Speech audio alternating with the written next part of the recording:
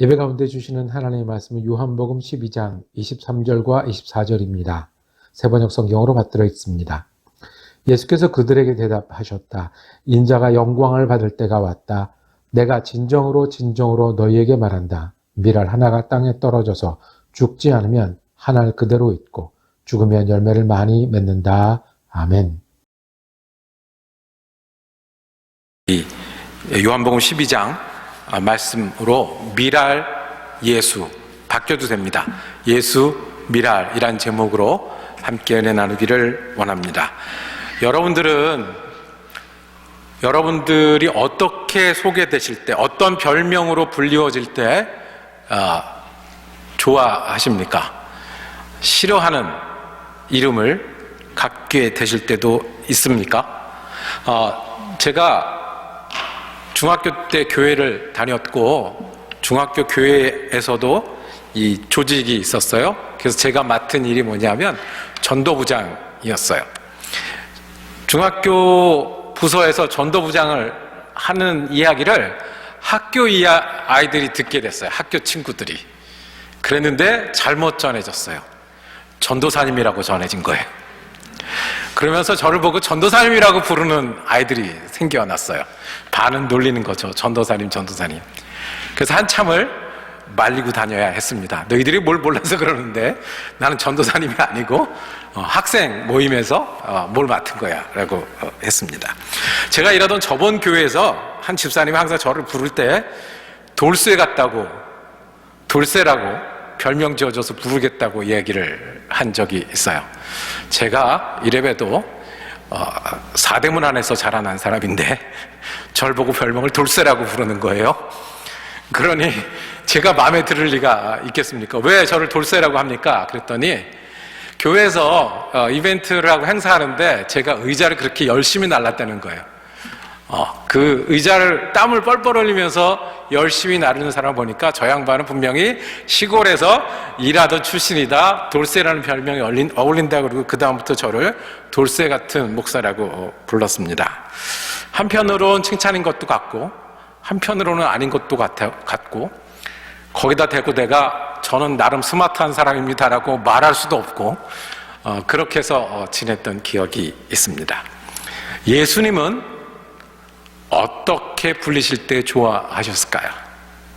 예수님을 부르던 여러 이름들이 있습니다. 어떤 사람들은 랍비, 선생님이라고 불렀습니다. 어떤 사람은 예언자, 세례요한과 같은 예언자라고도 불렀습니다.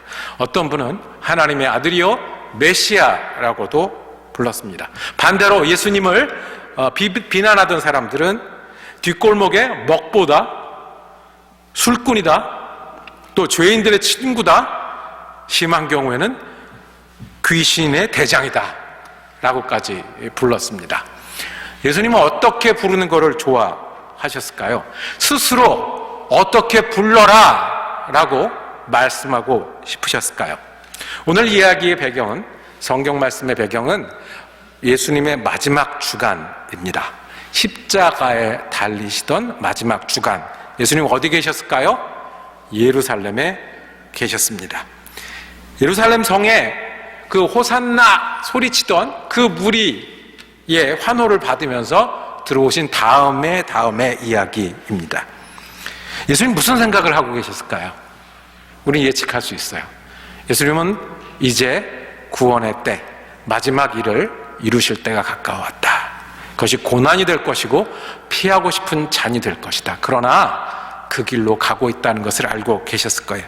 그런데 예수님을 만나러 찾아온 사람들이 있었습니다. 오늘 읽은 본문 조금 앞에 보면 명절에 예배하러 올라온 사람들 가운데 그리스 사람이 몇 있었다고 했습니다. 6월절이 되고 이스라엘 남자들은 예루살렘 성전에 예배하러 오는 게 당연하던 때였습니다. 내가 믿음이 있는 사람이고 그리고 잘 믿으려는 사람들은 어떻게든 예루살렘 성전에 와서 예배드리려고 많은 사람들이 모이던 때입니다. 그리스 사람들이라고 그랬네요. 그럼 우리가 상상하기로는 로마 제국 안에서 있었던 사람들 중에 유대교를 믿은 사람이 생겨났고요. 그 유대교를 믿은 사람들 중에는 똑같이 6월절을 지키러 이 자리에 올라온 거죠. 그런데 유명한 사람이 왔다고 하는 거예요. 우리가 들었던 그 사람이 왔다고 하는 거예요. 이 사람들 귀에는 어떤 소식 말이 들렸을까요? 선생님, 예언자, 메시아, 아니면 그 죄인들의 친구, 귀신의 대장? 예수님을 만나기를 원했어요. 말씀을 듣고 싶습니다. 배우고 싶습니다. 예수님 앞에 사람들이 서기 시작했어요. 그때 하신 말씀이, 그때 하신 대답이 오늘 우리가 함께 읽은 말씀입니다. 예수님이 이렇게 말씀을 시작합니다. 예수께서 그들에게 대답하셨다. 인자가 영광을 받을 때가 왔다. 영광을 받을 때가 왔다. 금메달을 받는 게 아니고요. 예수님의 영광은 어떤 영광이겠습니까? 높이 왕이 되고 대통령이 돼서 그 수락 연설을 하는 그 영광스러운 그 영광이 아니고 예수님의 영광은 어떤 영광일까요? 십자가였습니다.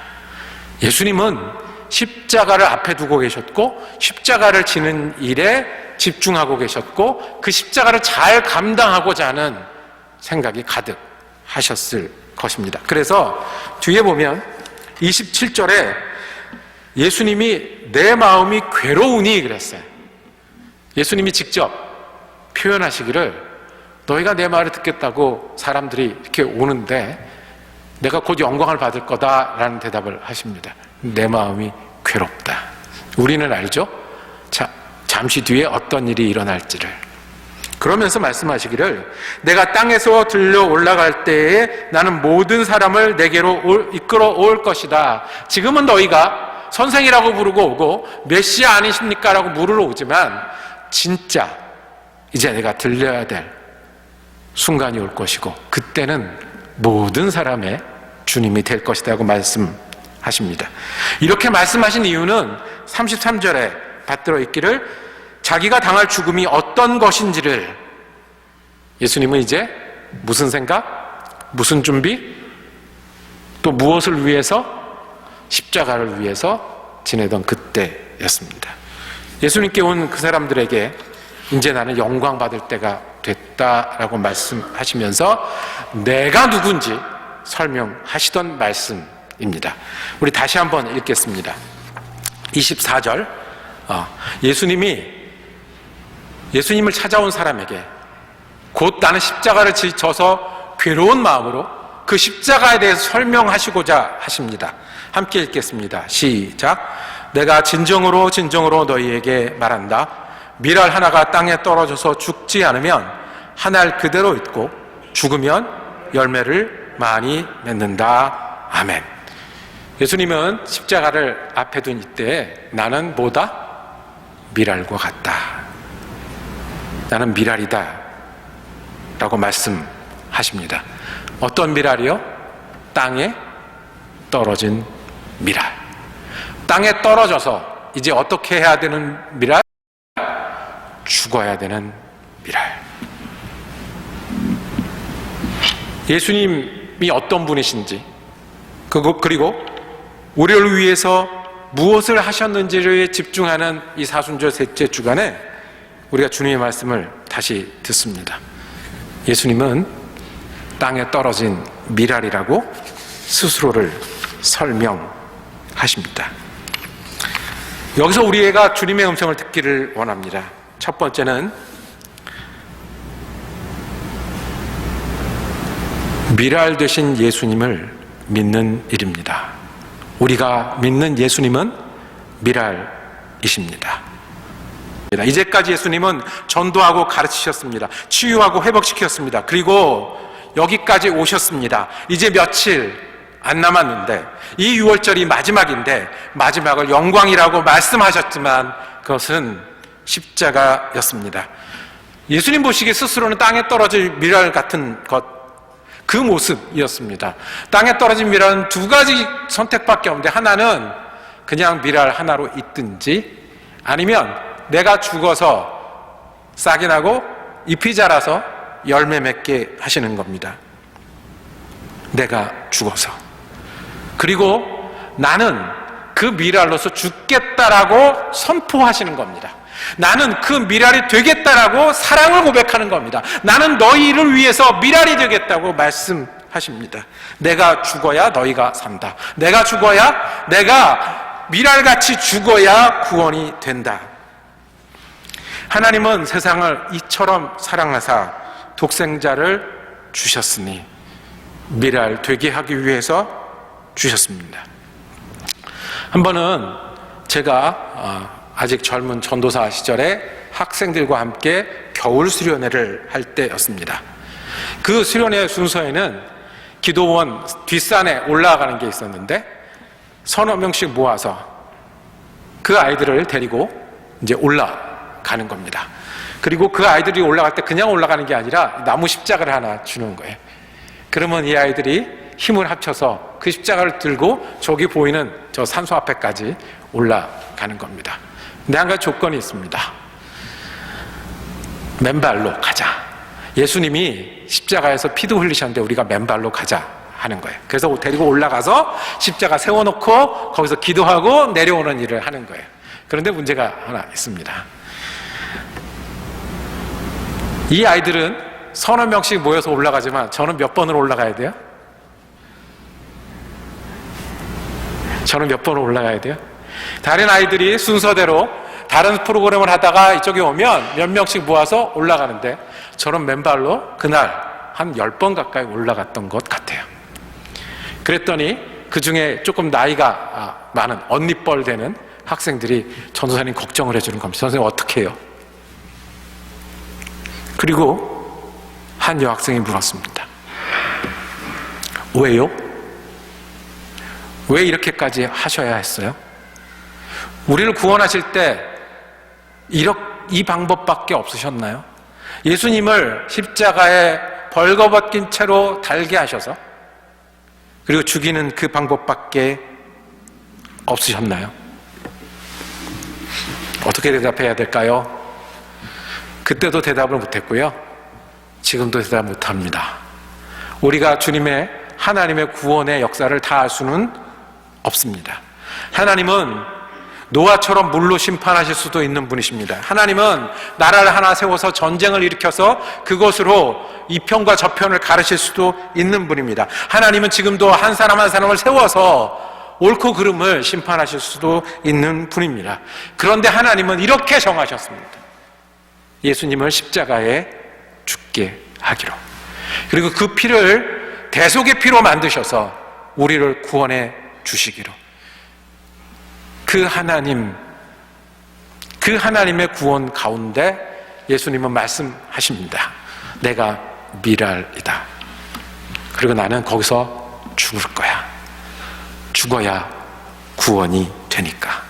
아주 더 쉽게 말해볼까요? 나 죽을 테니 너 살아라 라고 말씀하십니다. 죄인으로서 취급받는 것 내가 할 테니 너희는 의인으로서 하나님께 가라고 말씀합니다. 나 혼자 사는 것, 나 혼자 저 위에서 죽을 테니 너희는 하나님과 사는 자녀가 되어라 말씀하십니다.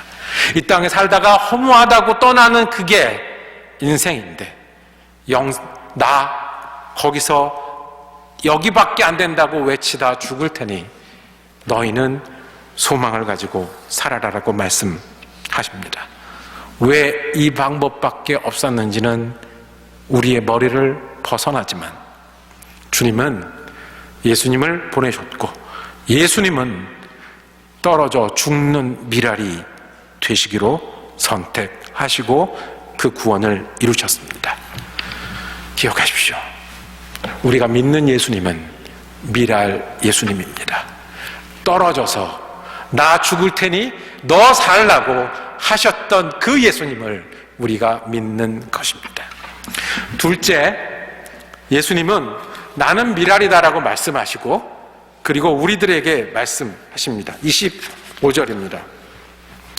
자기의 목숨을 사랑하는 사람은 잃을 것이요 이 세상에서 자기의 목숨을 사랑하는 사람은 영생에 이르도록 그 목숨을 보존할 것이다. 누구 이야기입니까?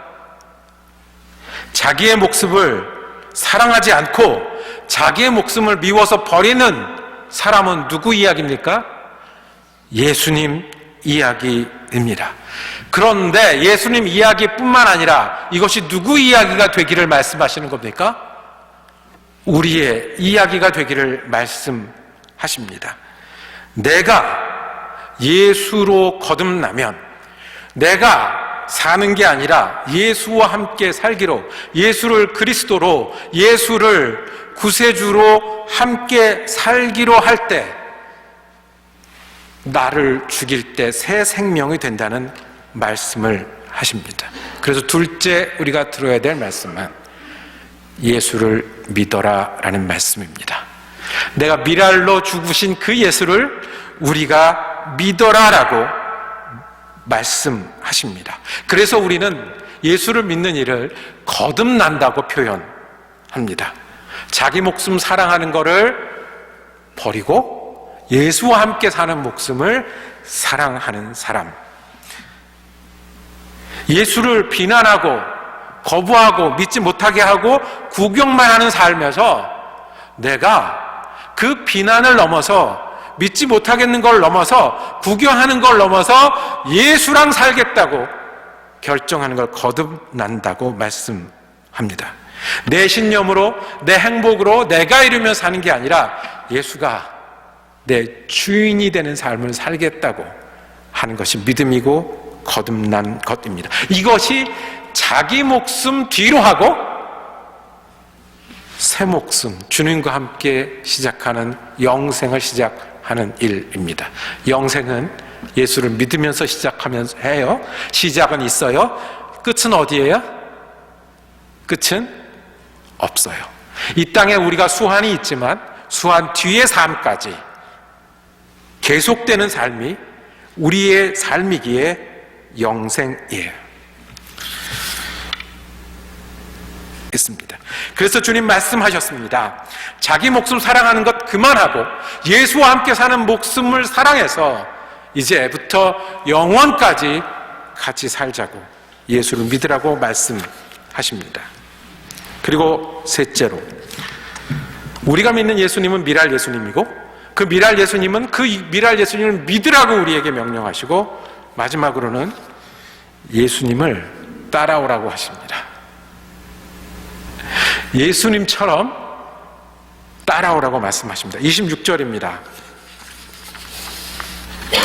나를 섬기려고 하는 사람은 누구든지 나를 따라오너라. 내 있는 자리에 너희도 있어야 된다는 거예요. 예수님의 자리는 어디입니까? 미랄의 자리예요. 땅에 떨어져 죽기로 하고 나 죽어서 너 살아라 하는 자리예요. 36절에 뒤에 가서 36절에 보면 이것이 어떤 것이냐면 빛이 있는 동안에 너희는 그 빛을 믿어서 빛의 자녀가 되어라. 예수를 믿음으로 예수님처럼 빛이 되어라. 미랄을 믿음으로 너희가 미랄이 되어라고 말씀합니다. 땅에 떨어져 내가 죽어서 더 많이 살리는 그 미랄 말씀입니다. 어떻게 우리가 미랄의 사람이 되겠습니까? 어떻게 예수님 닮아 미랄의 길을 따를 수 있겠습니까? 예수님을 따라서 미랄처럼 사는 일을 우리는 선교라고 합니다. 예수님을 따라서 일하고요.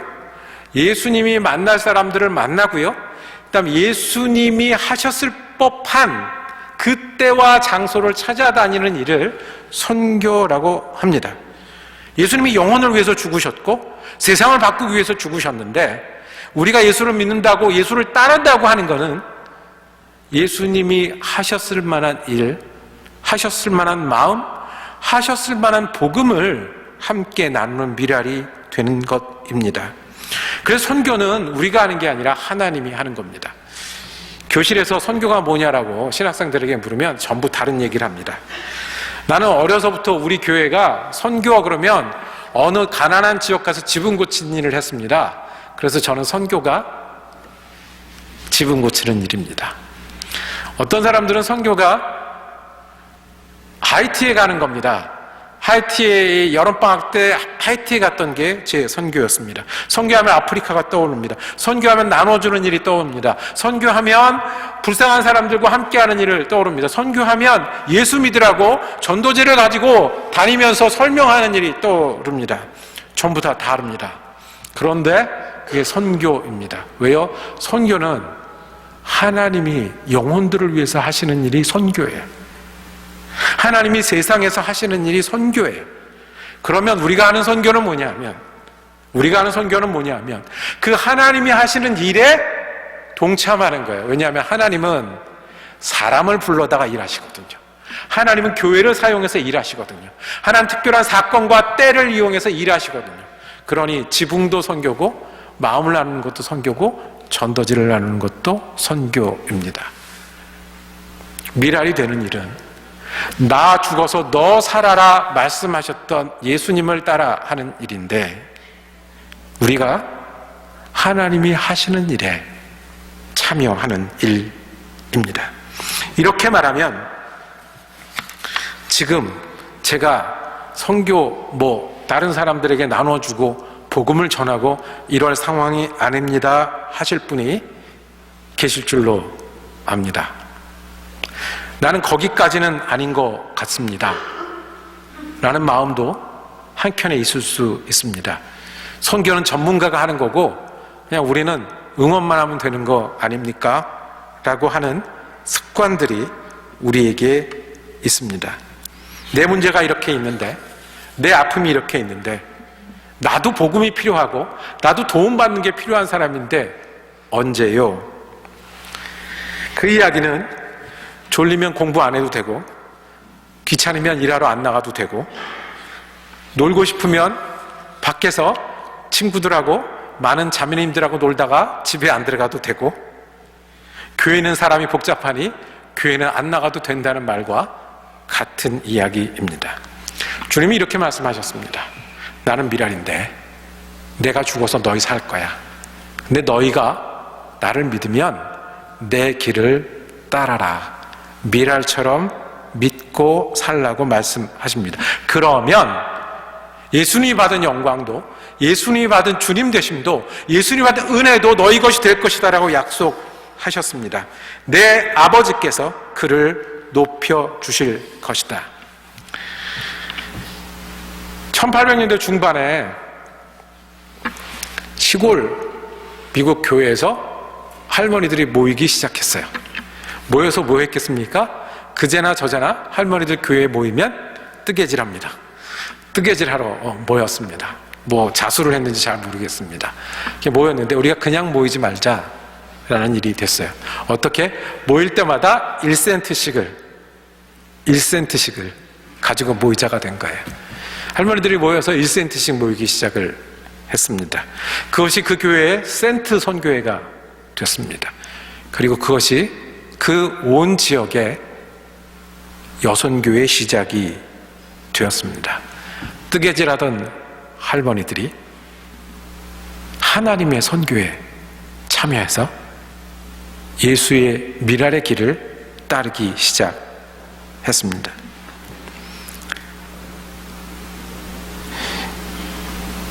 옛 교회에서 그 선교 비전 트립을 갔습니다. 교회가 커서요, 버스가 수십 대가 출발했습니다. 교회에서. 그랬는데 할머니 한 분이 꼭 같이 가시겠다고 하는 겁니다. 말리죠. 할머니 가셔서 어떡합니까? 근데 지금 나이가 몇이신데 그냥 여기 계시는 게 좋겠습니다. 그러다가 말리다가 이 목사님이 좀 심한 말까지 했어요. 가셔서 돌아가시면 어떡하시려고 그러세요? 가서 일하시다가 쓰러져서 돌아가시면 어떡하시려고 그래요? 할머니 대답하셨어요. 가서 죽더라도 내가 가겠다고. 가서 일하다 죽지 뭐. 그렇게 대답하셨어요. 가셨을까요? 못 가셨을까요? 못 가셨어요. 다른 분들이 다 말려서 못 가셨어요. 근데 그 할머니 뭐 하셨을까요? 그 선교가 끝날 때까지 교회에 모여서 함께 기도하기 시작하셨어요. 선교 끝날 때까지. 저와 여러분이 어떤 식으로든 하나님의 일에 참여할 수 있는 사람이 되기를 원합니다. 하나님을 위해서, 복음을 위해서, 나 아파요, 고민 많아요, 우리 집안에 보면 어휴 내 하는 일 급해요. 그런데 그럼에도 불구하고 땅에 떨어진 미랄이 선택할 수 있는 게 죽는 거였다고 하면 우리 그 예수님 따라서 하나라도 기도라도 나는 이렇게 하나님의 선교에 참여할 수 있는 사람이다, 참여하고 있다, 우리 교회가 이런 교회다라고 얘기할 수 있는 저와 여러분이 되기를 원합니다. 어떻게 우리가 미랄을 담겠어요? 어떻게 우리가 동일하게 십자가를 지켰어요? 흉내내고 따라가는 일인데 그 길은 우리가 선교에 참여하는 일입니다. 예수를 닮는 행복이 우리 행복일 수 있습니다. 어떻게 해요? 기억하십시오. 우리는 미랄 예수를 믿는 것입니다. 그리고 그 미랄 예수를 믿을 때 예수의 생명은 우리의 생명이 되시고 예수를 통한 구원은 우리의 구원이 됩니다. 그리고 예수 믿는 사람들은 예수님이 미랄 되셨듯이 미랄 되기를 선택하는 사람들입니다. 그럴 때 우리는 세상에 줄 수 없는, 세상이 알 수 없는 예수의 길을 따라 믿고 살 뿐만 아니라 예수의 영광을 나눠 받을 수 있을 것입니다. 기도하겠습니다. 주님, 우리 앞서 미랄 되셔서 우리를 구원해 주심을 감사합니다. 우리가 미랄 되신 예수의 사랑과 은혜를 기억하며 살아가는 믿음의 사람 되게 하여 주시옵소서. 예수를 믿을 때 미랄 예수를 따라 우리도 작은 미랄 되게 하시고 미랄 되어 우리를 위하여 죽으신 예수처럼 복음과 은혜로 더 많은 미랄을 섬길 수 있는 사람들 되게 하여 주시옵소서. 우리 지금 예수 그리스도 이름으로 기도드립니다. 아멘.